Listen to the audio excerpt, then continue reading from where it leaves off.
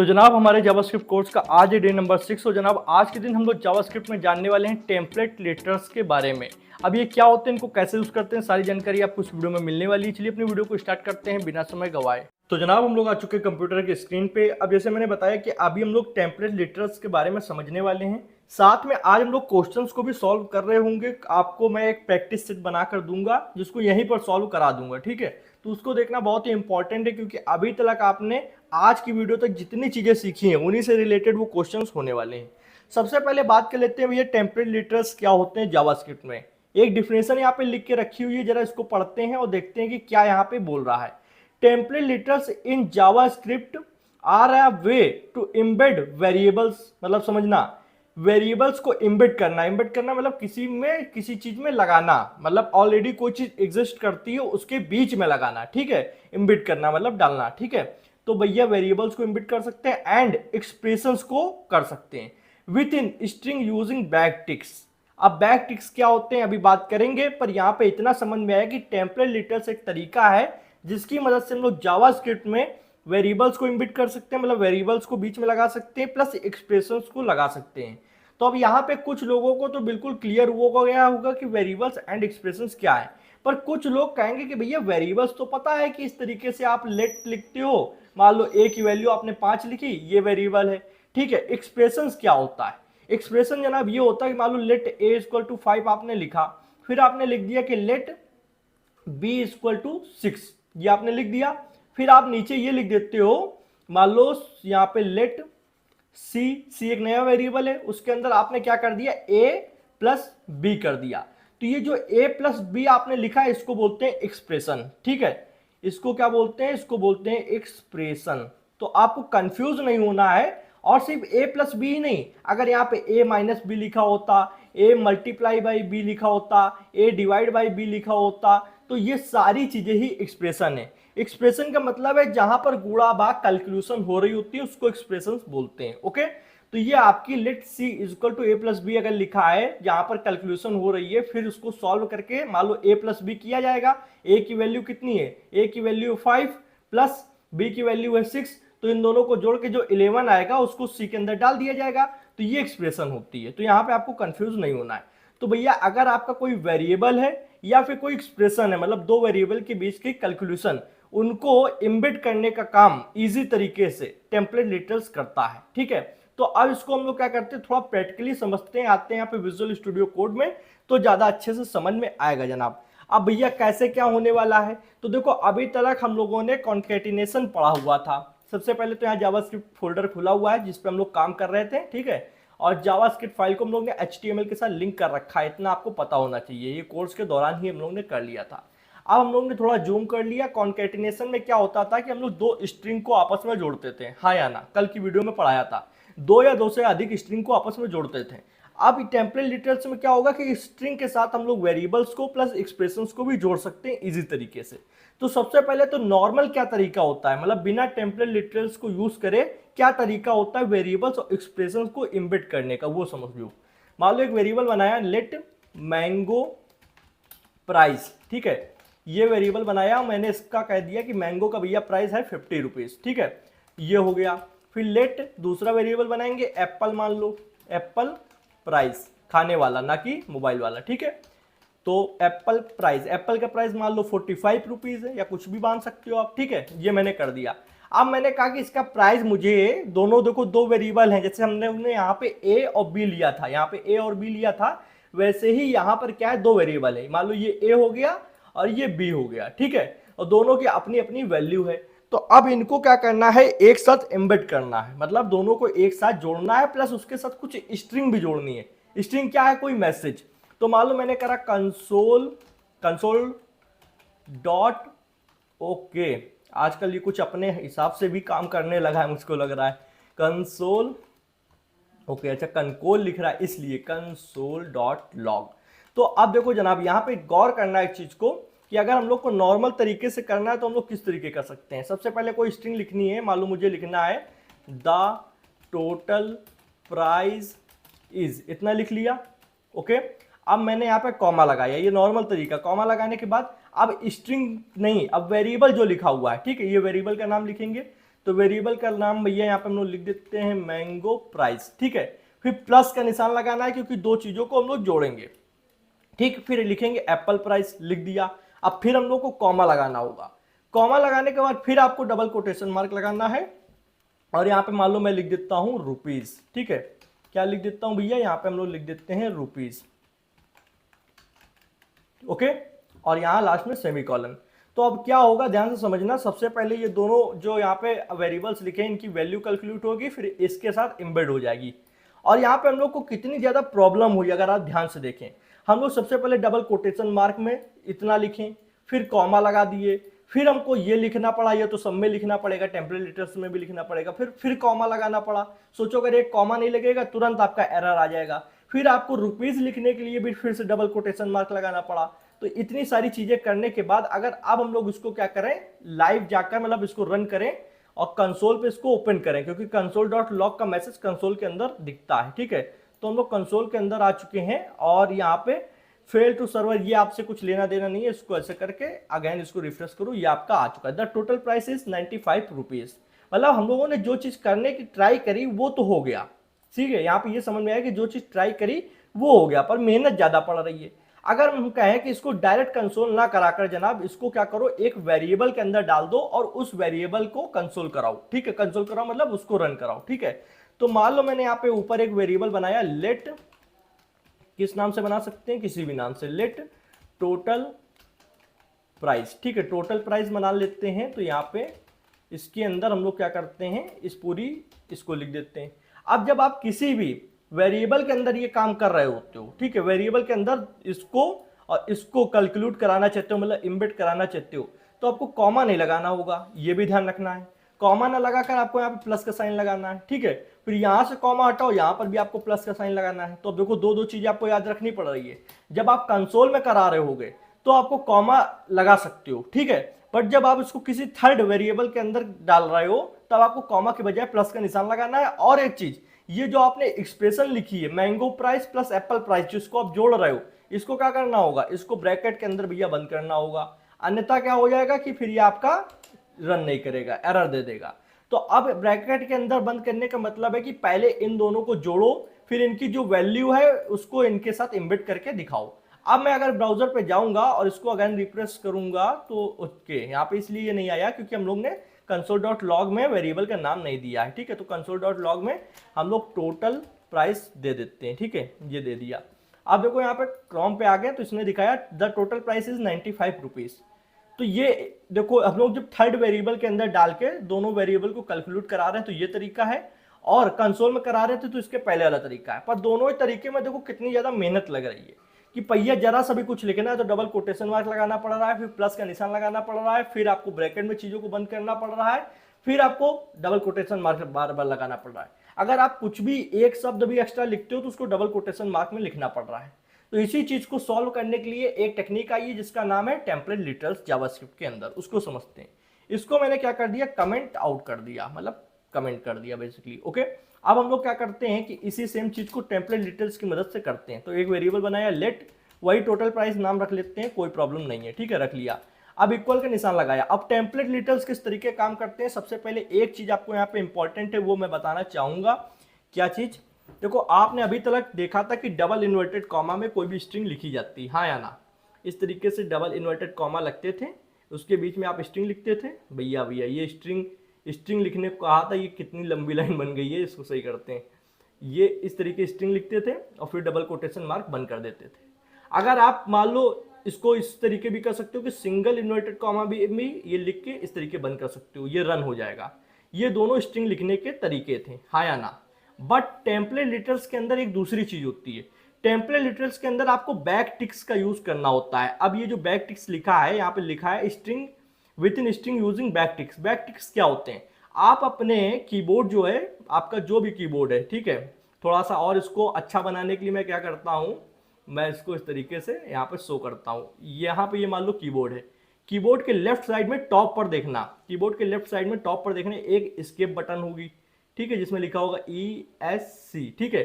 उसके नीचे एक बटन देखना, इस तरीके से एक बटन होगी, उसमें आपको एक टिल्ड का साइन दिखेगा। टिल्ड का साइन कैसा होता है भैया, इस तरीके का, ठीक है। और उसी में एक टेढ़ा ऐसे छोटा सा निशान होगा, इसको बोलते हैं बैक टिक। बैक टिक आपके सिंगल इन्वर्टेड कॉमा जैसा दिखता है, पर सिंगल इन्वर्टेड कॉमा देखो सीधा है, पर बैक टिक थोड़ा ऐसे होता है, इस तरीके से थोड़ा टेढ़ा होता है। तो इसके बीच में आपको टेम्पलेट डिटेल्स लिखने होते हैं, ठीक है। कैसे लिखने होते हैं ये आपको बताऊंगा, पर आपको इतना समझ में आया कि कीबोर्ड के लेफ्ट साइड में टॉप पर एस्केप बटन के नीचे एक बटन होती है जिसको टिल्ड बटन बोलते हैं। जब आप शिफ्ट दबाकर उसको दबाएंगे तो टिल्ड का साइन आएगा, ये वाला। पर बिना शिफ्ट दबाओगे तो ये टिल्ड का निशान आएगा इस तरीके से। तो आपको ये दिखाता हूं ये वर्क किस तरीके करता है। अब देखो आपको वही बैक टिक लगाने होंगे, तो बैक टिक लगाया मैंने इस तरीके से, ये बैक टिक आ गए। ध्यान से देखो, मैं थोड़ा जूम करके एक बार दिखाता हूं। ये देखो थोड़ा टेढ़े निशान है, ठीक है।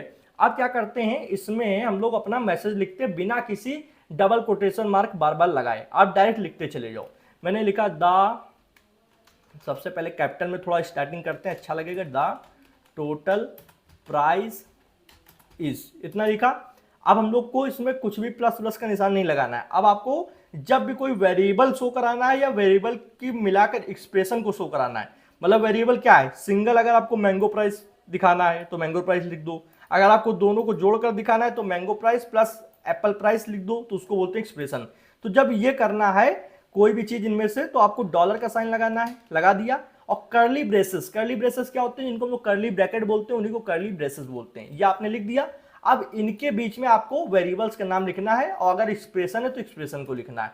तो मैंने लिखा मैंगो प्राइस, ठीक है, प्लस एप्पल प्राइस, ठीक है। फिर मैंने लिख दिया एप्पल प्राइस, इतना लिख दिया। इतना लिखने के बाद में जनाब अब यहाँ पे हम लोग लिखेंगे रुपीस, RUPEES, रुपीस, ओके, और लास्ट में सेमीकोलन। अब देखो यहाँ पे कितनी मेहनत बच गई, ध्यान देना। पहले जरा सा लिखा तो डबल इन्वर्टेड कॉमा लगाया, यहाँ पे हम लोग को कुछ भी लगाने की जरूरत नहीं है। फिर प्लस का साइन लगाया, यहाँ पे लगाने की जरूरत नहीं है।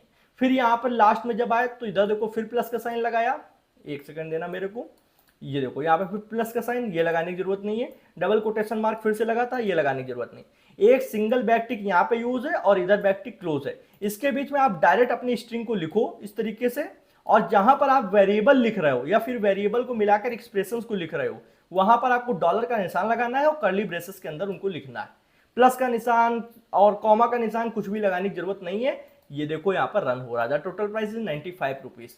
तो इसने क्या किया, हमारे काम को बहुत ज्यादा इजी बना दिया, एंड हम लोग बहुत ही सुटेबल तरीके से इन चीजों को कर पा रहे हैं, हाँ या ना, ठीक है। तो इसको बोलते हैं टेम्पलेट लिस्टर्स, जिनके अंदर हम लोग को इन्वर्टेड कॉमा का यूज नहीं करना होता है, हम लोग को बैक टिक का यूज करना होता है। तो यहां पर ये चीज थोड़ा इजी बना देती है। अभी तो कुछ नहीं, जब और बड़ा बड़ा मैसेज आप प्रिंट करा रहे होगे तो वहां पर बार बार ये डबल कोटेशन मार्क लगाना और फिर आपके वेरिएबल या एक्सप्रेशंस को लिखना, ऐसे बहुत ज्यादा हम लोग को टाइम वेस्ट कर रहा होगा। तो हम लोग टेम्पलेट डिटेल्स का आगे चल के काफी ज्यादा यूज करेंगे। तो ये भी एक अच्छी चीज थी, हम लोग ने इसको समझ लिया। पर यहाँ पे ये चीज समझो, ये वर्क किस तरीके कर रही है। अब जैसे यहाँ पे आपने एक मैसेज लिखा, मैं थोड़ा इसको यहाँ पे जूम आउट किया, ये मैसेज आपने जो लिखा है इसमें देखो जनाब कि यहाँ पे mango price plus Apple price आपने लिखा है कर्ली ब्रेसेस के अंदर। तो सबसे पहले ये दोनों कैलकुलेट होंगे। मैंगो प्राइस है आपका 50 रुपीज और एप्पल प्राइस है 45 रुपीज। इन दोनों को आपको जोड़ दिया गया, ठीक है। जोड़ने के बाद जैसे यहाँ पे 95 रुपीज आ रहा है, तो ये पहले 95 रुपीज आया, इसको फिर क्या किया गया कि the total price and rupees के बीच में एम्बेड कर दिया गया। इस तरीके वर्क होता है। तो आपको यहाँ पे ये लाइन तो पूरी समझ में आ गई कि भैया ये जो लिखा हुआ है template literals in JavaScript are a way. Template literals JavaScript में एक तरीका है जिससे वेरिएबल्स को इम्बेड किया जा सकता है एंड एक्सप्रेशंस को किया जा सकता है, किसकी मदद से, विद इन यूजिंग बैकटिक्स, ठीक है, क्लियर। अब हम लोग आते हैं अपने क्वेश्चन सेट की तरफ, इसको सॉल्व करते हैं। सबसे पहला क्वेश्चन बोल रहा है declare your name as a string and print its length in JavaScript. मतलब आपको एक नेम अपना किसी भी वेरिएबल के अंदर डालना है, फिर ये बताना कि आपके नेम के अंदर कितने टोटल लेंथ है, कितनी लेंथ की वो पूरी नेम है, ठीक है, ये पता करना है। तो इसको कैसे पता करेंगे, हम लोगों ने डॉट लेंथ करके एक क्या पढ़ा था, आपको ऑपरेटर समझ लो या मेथड समझ लो, हम लोगों ने पढ़ा था। तो मान लो मैंने लिखा लेट, ठीक है, या फिर हम लोग इसको क्या करते हैं डायरेक्ट कंसोल में करते हैं, ज्यादा इजी रहेगा समझाने के लिए। तो कंसोल में आए, अगर मान लो मैंने लिखा let name equal to Shubham, Shubham को किसमें लिखेंगे, डबल इन्वर्टेड कॉमा में, ठीक है। तो SHUBHAM शुभम, ठीक है, और यहाँ पे मैंने लगा दिया सेमीकोलन, ठीक। अब इसको करने के बाद में हम लोग को पता करना है कि शुभम के अंदर टोटल कितने कैरेक्टर्स हैं, मतलब इसकी लेंथ क्या है। तो कैसे पता करेंगे, नेम लिखा, डॉट लेंथ लिखा LENGTH, ठीक है, और लेंथ लिखने के बाद जैसे एंटर दबाया तो इसने मुझको एक आंसर दिया 7। अब आप गिन सकते हो 1 2 3 4 5 6 7 टोटल, मतलब शुभम के अंदर 7 कैरेक्टर्स हैं, मतलब 7 लेटर से मिलकर 7 अक्षरों से मिलकर ये बना है, तो इसकी लेंथ 7 है। तो पहला क्वेश्चन तो भैया यहाँ पे सॉल्व हो चुका है, declare your name as a string and print its length, ठीक है। दूसरा क्वेश्चन क्या बोलता है, डिक्लेयर योर फर्स्ट नेम, मतलब आपका अपना फर्स्ट नेम करना है।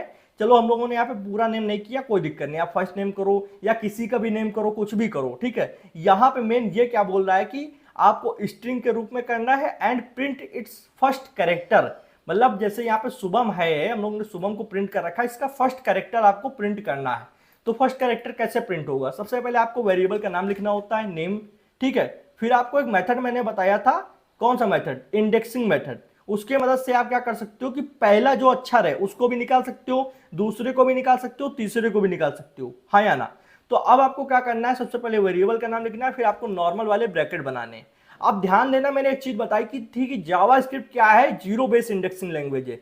जीरो बेस इंडेक्सिंग लैंग्वेज का मतलब क्या है कि जो ये शुभम स्टार्ट हो रहा है तो S 0 नंबर पे होगा, H 1 नंबर पे होगा, U 2 नंबर पे होगा, B 3 नंबर पे, H 4 नंबर पे, A 5 नंबर पे और M 6 नंबर पे।